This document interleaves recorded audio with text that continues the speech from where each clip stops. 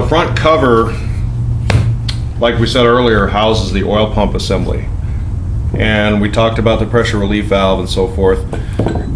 The oil pump, when you buy the oil pump for this motor, it actually just comes with a box with these gears in it. Now this is, like I said, your oil pump drive shaft gear. So we want to install this. This gear here is going to go into that hole right there, and then of course it goes up into the distributor hole, and the distributor drives it. You never want to put this thing in dry, so we're going to take some, I like this moly graphite here. We're going to take moly graphite,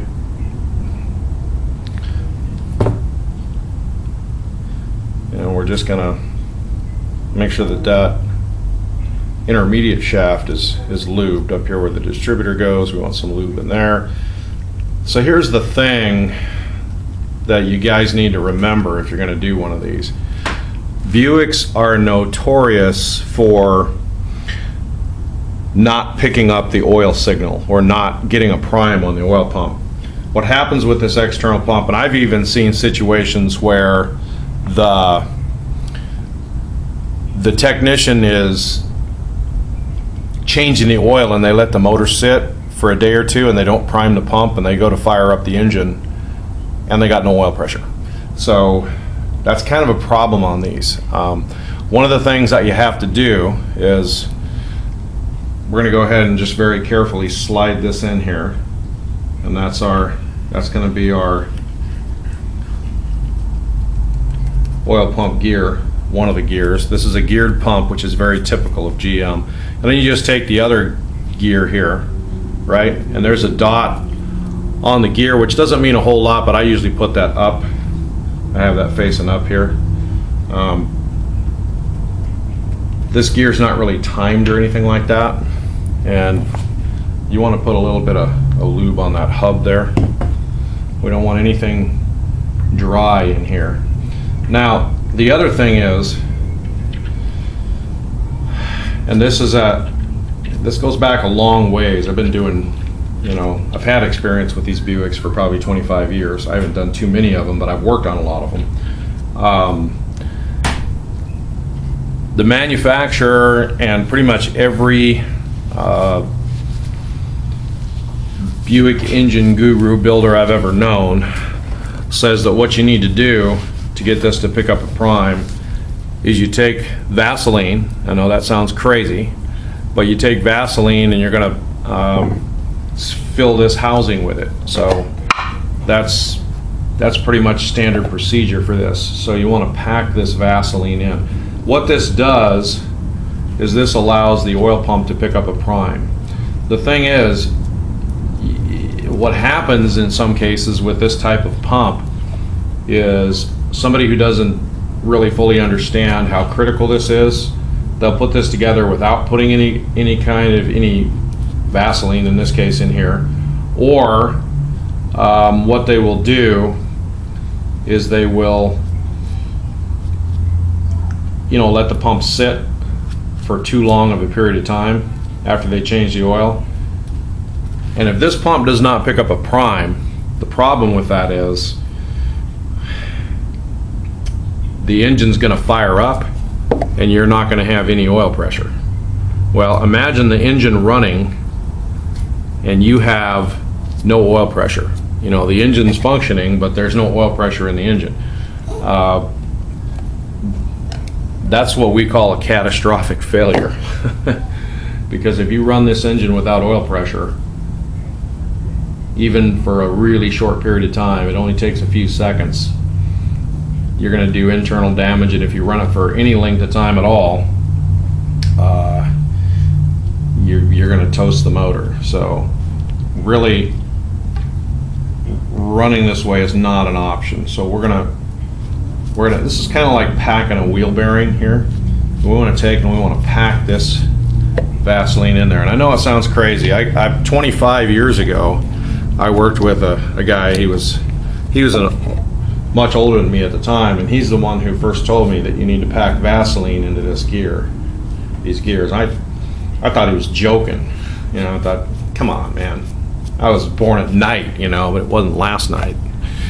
But no, it turns out this is actually the proper way for lubing this. And remember, Vaseline is petroleum based. It's an oil. It's actually manufactured from crude oil. So it dissolves in motor oil. It's even though that's the case, we always like to, after we prime the pump here and do the cam break in, we definitely want to change our oil and filter. So we're going to pack that Vaseline in there good and tight. And you might want to turn the gears a few times, and you want to see it squishing out.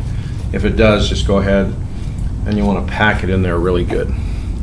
Make sure that you get that Vaseline all over in there, just like packing a wheel bearing. It's a lot like that.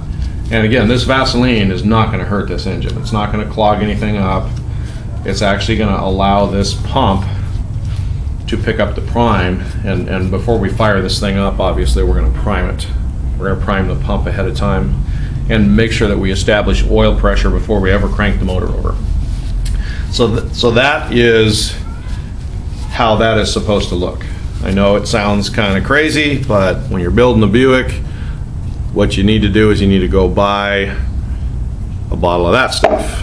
Go with the cover. Now remember, we talked about, and I went ahead and painted this black. I didn't really want to do that, but I could not get all of that orange paint out of the crevices and stuff, and it looked terrible. And I didn't want to put that up against this aluminum cover with splotches of orange paint on it. So we matched up our spring, and we came to the conclusion that the white spring in the set matched the old spring, and then we have this cup. So what you do is you also want to put a little bit of lube on this stuff. All right, don't put this in dry. And then we'll put a little bit of lube on the end of our spring here where it goes into the cup. And the cup basically looks like that, and it slides down in to this bore here. Slides down in just like that. And then you have your plug, of course. We cleaned that all up and got it clean. And then there's a gasket. So you want to take your plug, put your new gasket on it like that. Make sure that gasket is on that plug. And then you just take your plug and it goes right over that. And you got to kind of push that spring down. The plug is what puts the tension on that spring when you put it in there. So you want to put that in there. And then there's actually a torque spec for this plug. So we're going to go ahead and torque that. I won't bore you with all that, but once you get that on, make sure you torque it to specs. This plug has a torque on it. Then of course our cover is basically going to go like that. So we'll get the bolts and put that on. And this is not only your pressure relief valve here, but it is also your cover for your oil pump gears, and it's your oil filter housing here. So that goes on just like that. You want to put the housing bolts go on there, and then you torque them on, and that's the next step. Next thing about putting Vaseline on here, if you look at this, holds the gasket down real good, keeps it in place. So we got our gears in, we got it packed in with Vaseline, you got your cover. Now there's multiple bolts on this cover, 1, 2, 3, 4, 5, 6. One of the bolts is actually inside the oil filter housing right there, and then the other bolts. Now I'm actually missing a bolt for this. I'm not sure what happened to it, so I'm going to put it on like this, and then I'm going to have to go to the hardware store, obviously, and get a bolt, unless I can find one around here. There's nothing really special about these bolts, other than the fact that they have, you know, a smaller head on them than a normal bolt. It's so they're just a 1/4 bolt that goes on here. So what we want to do is we want to carefully locate this on our cover, and if you look, this square piece here goes right there. So we're just going to take and gently lower our cover down on here and get our bolts started without messing up our gasket. Now you don't want to use any kind of gasket sealer on this gasket, trust me. It's common practice not to do that. anytime we're dealing with the lubrication system.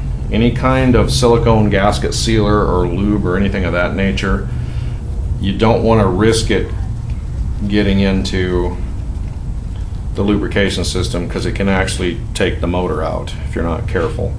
So we don't want to do anything like that. But we just want to get these bolts started, get them in. And once we get these started, we'll snug. Now you're going to run those down and torque them to specs, and then your housing is on, and then we can move on to the balancer. Okay, so now we start talking about this balancer.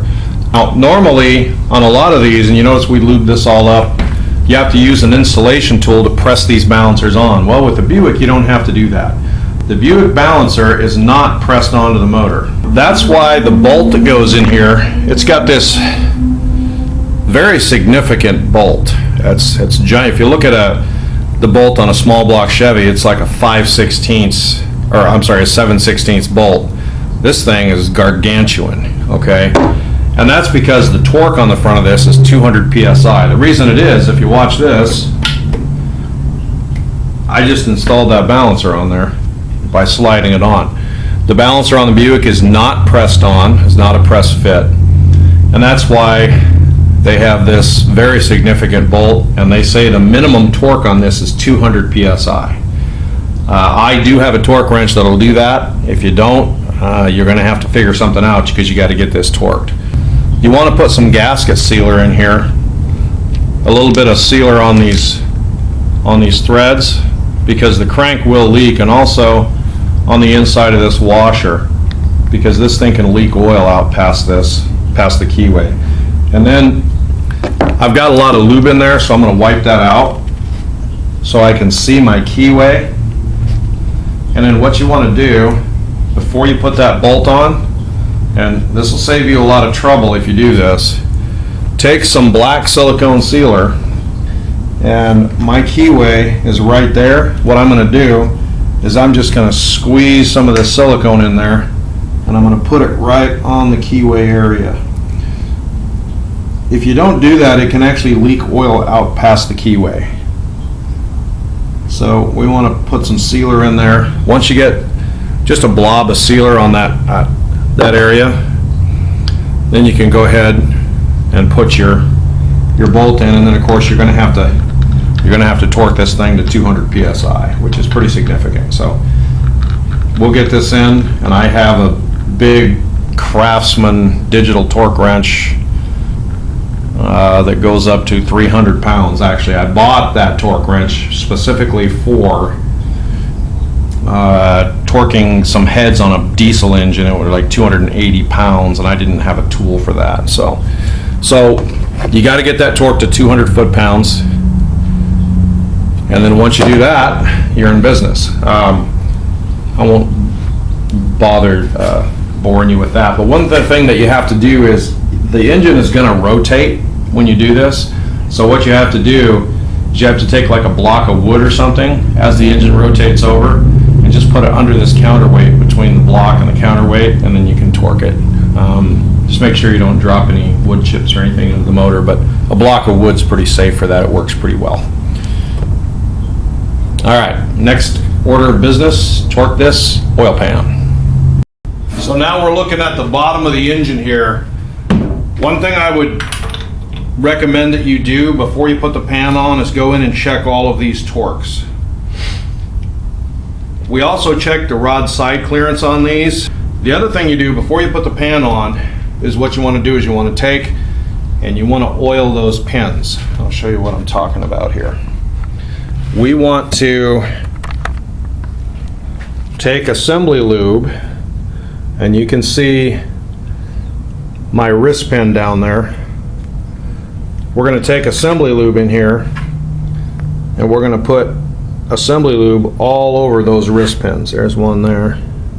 You want to oil all the pins. Get a good generous amount of assembly lube on each pin. So oil your pins, and once you get the pins oiled, you don't have to use Pennzoil. Oh, he's got jokes today. So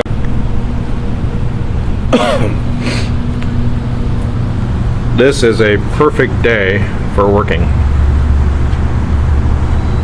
Raining outside, nice and dry inside.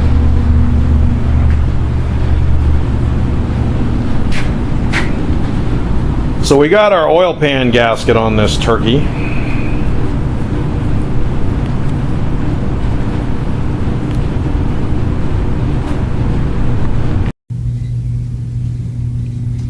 One of the things that we have on the lower end, okay, so first of all, you notice I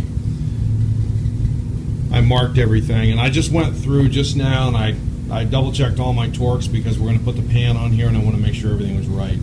We got our pickup screen on here, but I don't have it tightened up yet. I got the bolts started here. I don't have this tight because we have to put our windage tray on. The rod side clearance turned out really good, and I also just went through and oiled all the pins with assembly lube to make sure that we have everything lubed up on the bottom end, so everything's torqued and lubed up.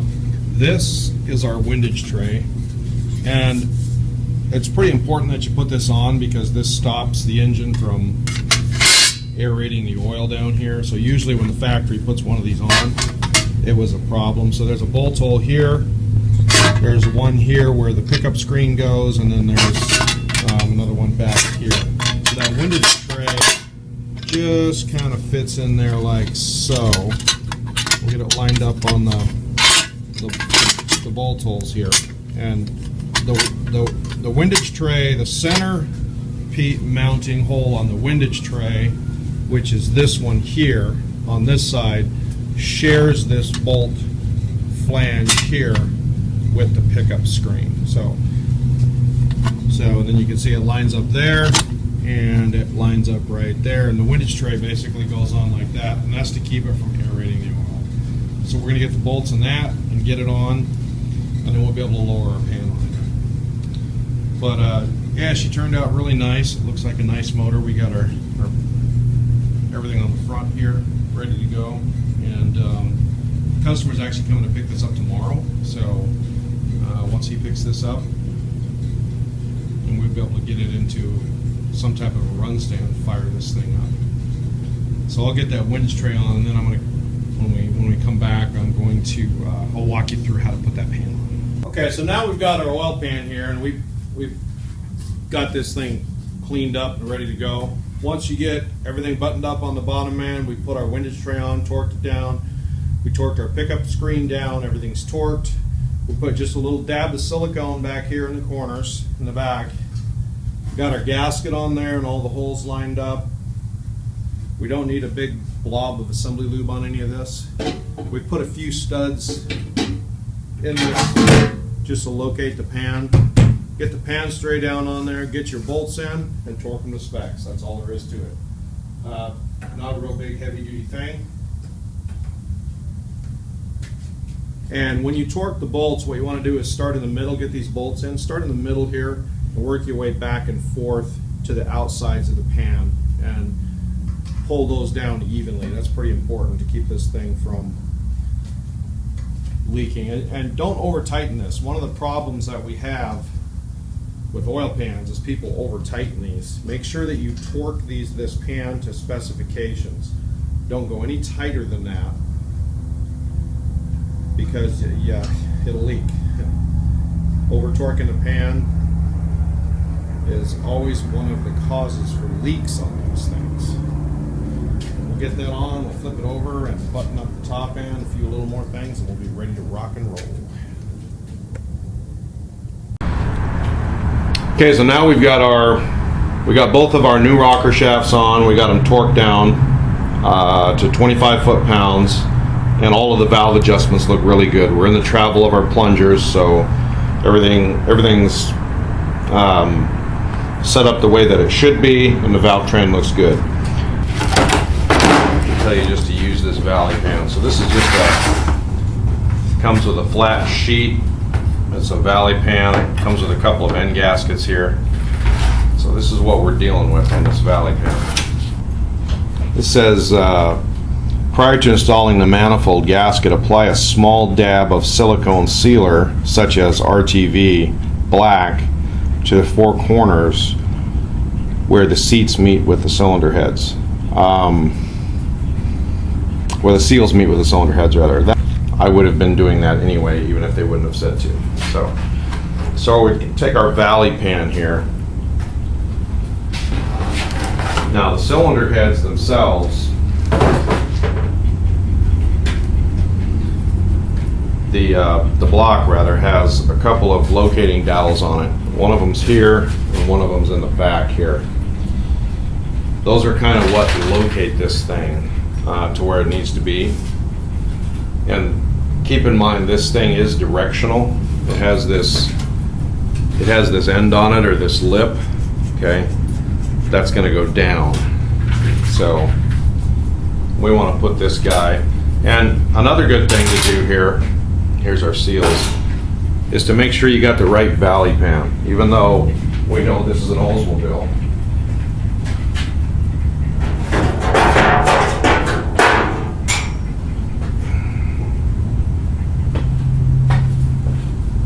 It's always a good idea to take the old valley pan and compare it. And we did that earlier off camera, and they are the same. So we have the right valley pan for our engine here. So at that point, you can just discard that thing. All right, so we're going to set our seals aside, and we're going to take our manifold valley pan, and you just you got to bend this thing down into place. Now it has some lips on some of these that'll help locate it, but basically this thing just kind of fits in here like this.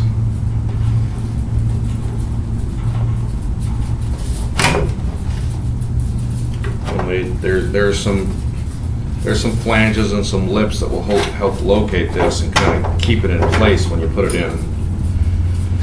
So there's some flanges on the lower side. Once you press that thing into place, it kind of catches on the bottom of the head here, and you gotta locate the head bolts so they're lined up. But basically, that's how that thing goes. Now, the ends of these have gaskets. Well, this is my take on these gaskets. I'm not going to use them. And I'll tell you why I'm not going to use them. I'm not going to use them because these things always leak. And so I know the gasket maker wants you to use these, but most of the aftermarket manifold manufacturers like Edelbrock and so forth, they tell you to put a big thick bead of silicone here. Now the reason that we're doing that is this block and the heads, right, if they get surfaced or decked, which they did, so if we mill the heads, what that's going to do is that's going to lower these bolts here slightly. If I lower these bolts slightly and I put this same thickness gasket in here like this, the end gaskets here where the manifold sits can literally hold the manifold up off of the ports, and you may have a leak. So we don't really like to use those. We go ahead and put a big thick bead of silicone in there. So it's a good practice to take just a thick bead of silicone, and we want to rub that, or rather run that bead of silicone all the way along the back where that manifold gasket would be. All right, we got all the bolts in. So when torquing the intake, make sure you use a good torque wrench, one that's calibrated correctly, and we want to do this in steps. The torque on these says 50 pounds in the book, but Edelbrock says to back that off to about 40. So I'm just going to double check these because I've already got these pre-torqued. And we want to do this in sequence. So basically the sequence on this is we start in the inside, back and forth, and we work our way out to the outside of the manifold.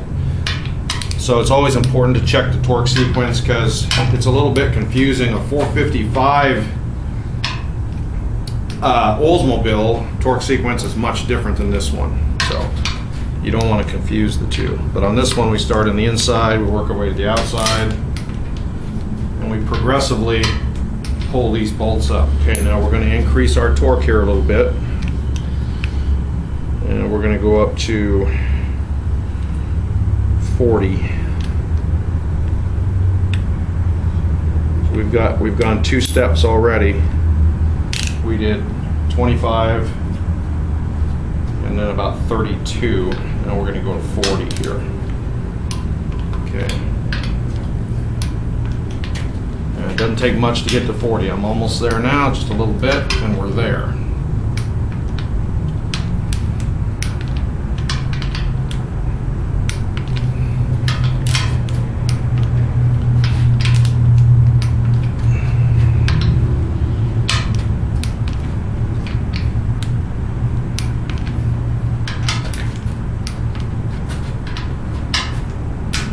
And there it is. Your intake manifold is installed, torqued and ready to go. So we're getting there slowly but surely. I'm going to use the stock type valve covers on this thing. We got them painted up. And we're going to go ahead and put our valve covers on. I like to put the gasket in and just put a 1/4 inch stud in there because it just helps that gasket stay a lot better, and it makes a really nice fit. We'll get the valve covers on and get the nuts and washers on there. And we basically have a 455. And also, this is where the mechanical fuel pump is going to go. The distributor goes here. I want to make sure I tape all those off to keep any dirt and debris. It might go in there. Also, the carburetor here. Now, one of the things that I wanted to mention here was this. We have, you notice I put a chain on this thing. And this is how you need to pick this engine up. You need to use a good 3/8 hardened stud or grade 8 bolt and a chain screwed into the cylinder head, one on the front and one on the back. One of the things that I see a lot of guys do is they put this thing on there. Okay, so this is basically a lifting plate, or whatever you want to call it, and it bolts onto the intake flanges. So I don't know what kind of perception problem that anybody has that they think that is a good idea on an aluminum intake. And I know, like, I've got another one here. A guy brought this engine in, and you know, this is an aluminum intake. This is a Ford engine, but he's got this thing bolted to an aluminum aftermarket intake. And I realize, like, this one here says Summit on it, right? Universal lifting plate. So this thing here is one of the worst things you can do to an aluminum intake. This is one of the dumbest ideas ever. This is going to distort that aluminum manifold like crazy. So if you have one of these, you might want to throw it in the trash. You don't want to pick a 400 or 500 pound motor up with one of these. I guess it would be okay with cast iron, but personally, I'm not going to pick that manifold up, especially an aluminum one with this, because you're going to distort it. So keep that in mind. All right, well, I appreciate it. Thanks for watching. Customers coming to get this, and we're going to get it loaded up, and I'll see you soon.